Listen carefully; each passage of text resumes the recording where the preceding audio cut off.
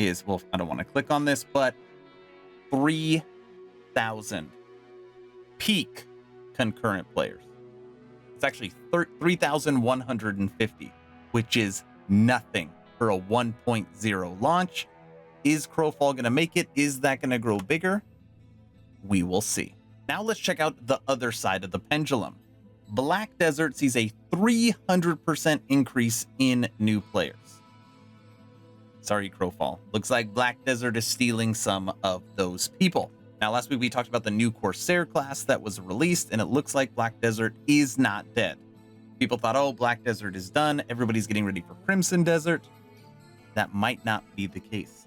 Pluribus announced earlier the crossing of another major milestone for their MMORPG, Black Desert Online, as the game saw a 300% increase in new players. So listen to this. This is what they're saying. This achievement has been the result of combined effects of recent events and updates. The recent 2021 Idle Ball, a global online community event held in June 19th, was viewed by more than 500,000 global fans. The new Corsair class and summer season servers were also updated across the world simultaneously, and a 7-day free trial is available on the official website to welcome new adventurers to the world of Black Desert Online.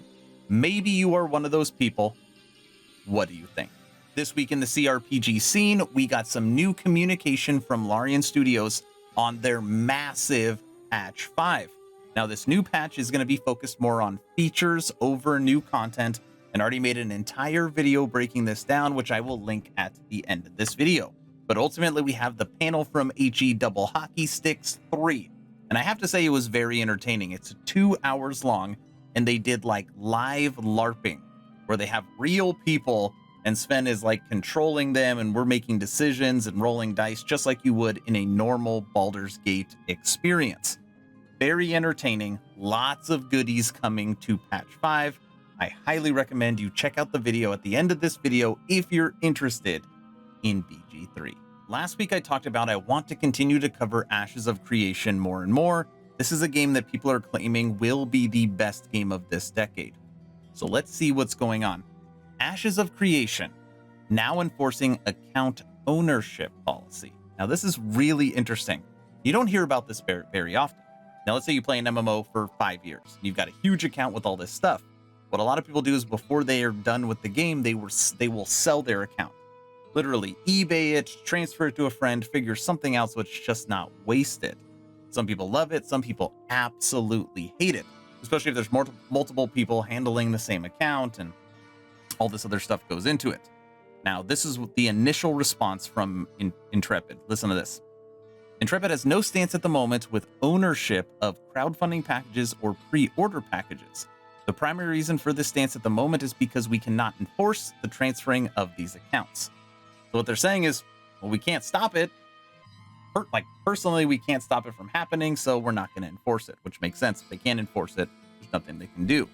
That has changed. It looks like that stance has changed, with the team now enforcing this count ownership.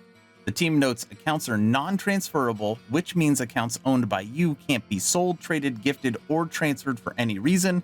If you or anyone else partakes in such action, you violated the terms of condition. Now, it is interesting because I read this on here. Reactions on Reddit have been largely positive. I wanted to go on there and read it for myself to see if that's true.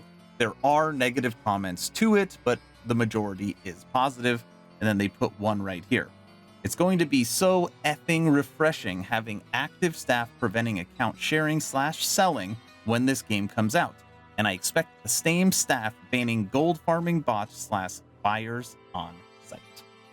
Are you excited for Ashes of Creation? I think it's going to be pretty awesome. It looks like forever I'm going to be ending my videos with something new from the MMO coming out, New World. Look at this. New World shows off its 20 vs 20 outpost rush mode as Amazon's Lumberyard engine goes open source. And this video is pretty interesting. And of course, I'm going to allow New World to take out this video. But first, if you haven't joined the official Action RPG Discord, please do so. We're now over 1,000 members, great conversations every day. The idea is to create a gaming community that could jump from game to game together, so you never start the server alone. Link for that Discord is in the description. I hope you all enjoyed this weekly news roundup. New World take it away. We're bringing the battle to a tournament in an all-new PvPvE mode, Outpost Rush. Jump in solo, or with up to 5 of your friends in a coordinated 20 versus 20 battle. Teams must coordinate and balance their time upgrading outposts, gathering resources, capturing objectives, and defeating enemies. When your team spawns into a match, you'll want to push forward and capture outposts to bring you closer to victory. Outposts can be upgraded, defended, and used as forward operating bases to drive the enemy back. Gather resources to support your team and keep your outposts well protected. Each outpost has features that your team can use to help you in battle. Upgrade your outpost gate to keep the enemy team at bay. Spend resources to buy protection wards, creating a respawn point at your outpost. Build repeater turrets and vats of burning oil to rain fire down on the other team and repel their attacks. Create a command post to inspire your team, making them stronger and more resilient. But defeating the enemy isn't the only way to win. Outpost Rush has plenty of other objectives too. Build cannons and give your team the edge in an outpost siege.